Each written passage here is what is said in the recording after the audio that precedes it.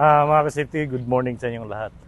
So ngayon, nandito ako ngayon sa may Wawa Bridge dito sa Liloan, Southern Leyte. Ito kasing Wawa Bridge, nung last na lindol, this year lang, nagkakaroon ng gap yung bali yung bakal, nagkakaroon ng gap. Kaya limited yung dumadaan dito hanggang 2 tons lang yata ang pwedeng dumaan dito ng mga sasakyan. So ngayon mga city, ito palang dito, under ito ng DPWH at saka yung contractor dito ay IMAX. So ngayon mga city, ito yung mga heavy equipment nila na ginagamit pang yung pang dredging, yung naglalagay kasi sila ng mga poste doon sa mga papunta doon sa kabila. So ngayon mga safety, ito yung nila, kung nakita nyo. Ngayon, tayo na puntahan natin. So dito tayo mga ka-safety Okay. So kung nakita nyo mga mga ka-safety, itong mga beam nila, lalaki ng beam nila, ito yung ginagawa nilang pang support. Okay. Saka yung dito, talagang well organized yung nila dito kasi kung nakita nyo, ito yung mga scaffolding.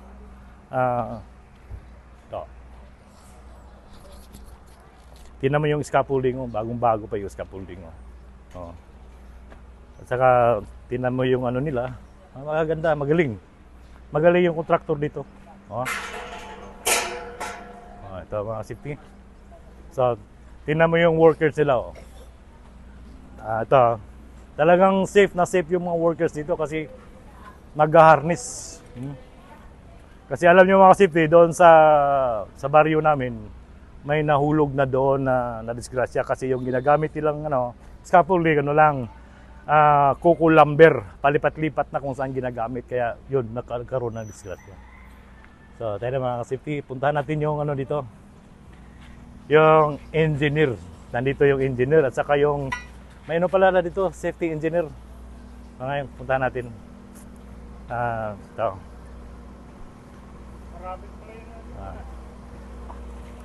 Sir, good morning. Ito pala si engineer. Ito yung namamahala dito. At saka ito si madam. Ito yung safety engineer dito. So talagang safe na safe yung mga tao dito nagtatrabaho. Talagang buti na lang pinayagan ako kasi may barricade. Bawal yan pag mga trespassing yan. Baka huliin ako ng dito. Tawag nito, Philippine Safety. So ngayon, si madam, may tatanong ako kay madam, kay engineer, safety engineer. Ma'am, engineer, pwede magtanong, ilang manpower nyo dito? Hindi hihigit ng 30 plus. Yung manpower dito, 30. So, kailan ka nag-upisa dito? Starting na mo, July. July. So, ito mga ka-safety, wala itong nito, itong project na ito, ito ng taga DPWH at saka yung contractor ay taga IMAX. Tama ba ako? IMAX. So, ngayon kasi ito, talagang pinatibay nila itong yung tulad nito kasi alam nyo na nangyari sa yung banda sa Cagayan. Kaya kailangan yung mga project nyo, mga taga DPWH, kailangan hindi yung substandard, So kailangan magaling, hindi yung short term, para long term lang. So gaya nito, ako mga safety, marunong din ako mag-analyze ng mga trabaho Kung nakita nyo, ito ka. Matibay yung paggagawa nila yung mga safety, tingnan yung mga beam, ang lalaki ng mga beam. At saka itong tulad nito, na pala ito, more than 50 years na. Kaya kailangan ito ng tawag nito, corrective maintenance saka preventive maintenance. So ngayon, kagaya ng sinabi ko, nagkakaroon ng crack. So ngayon mga safety, ikot sa kabila. Ito mga safety, kung tingnan niyo yun, dito sa kabilang side. Okay. Talagang safe na safe yung mga workers dito. Okay. So, tingnan mo yung mga scaffolding nila. Talagang matibay yung mga scaffolding nila. Matibay yung scaffolding nila mga safety. Kahit lugin ko, hindi umano. So ngayon, dito tayo banda.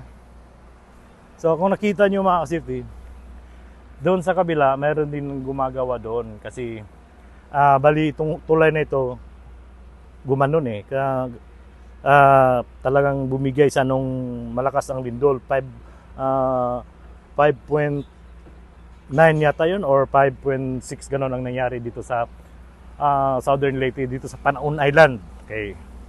So ito mga city, kung nakita nyo, talagang matibay yung ano nila dito pagkagawa. Kaya alam nyo mga safety, itong tulay na ito yung connection ng dito yung Panaon Island at saka dito yung mainland. So yung mga limited lang yung dumadaan dito, kaya yung mga business dito sa Liloan naapektuhan dahil yung mga malalaking truck yung hindi na nakatawid dito. Kaya ginagawa nila tawiran na lang, yung salubong-salubong na lang. Yung kawawa nga yung mga dito, yung galing Panaon Island na mga pasahero na papuntang mainland, naglalakad. Yung iba sumasakay ng tricycle. Okay. So ito mga kasityo, ngayon medyo high tide. Kung nakita nyo yung gaano katibay itong nila So mga kasityo, talagang magaling yung dito, yung engineer. Bilib na bilib ako sa engineer kasi well organized yung mga tao niya. At saka kung nakita nyo yung yung sa taas, tinan yung sa taas maganda pagkagawa mga ka-safety. So, kailangan pag natapos na itong project nito, kailangan ng dito, yung tinatawag na preventive maintenance or mga corrective maintenance. May-maintain yung dito, kailangan may dito. Sinosurvey palagi kung yung nila sa DPWH, kung yung schedule ng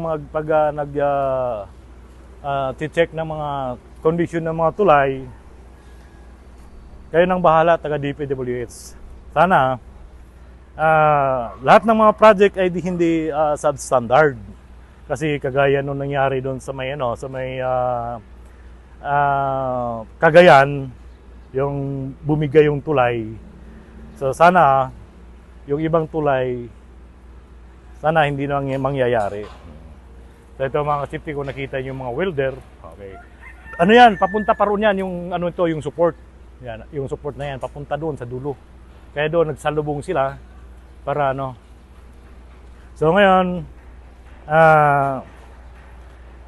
sana DPWH pagkatapos ng trabaho dito, kasi may contractor dito yung taga IMAX, kailangan pagkatapos ng trabaho nila i-double check or susurbihin nyo kung magaling ba pagkatrabaho.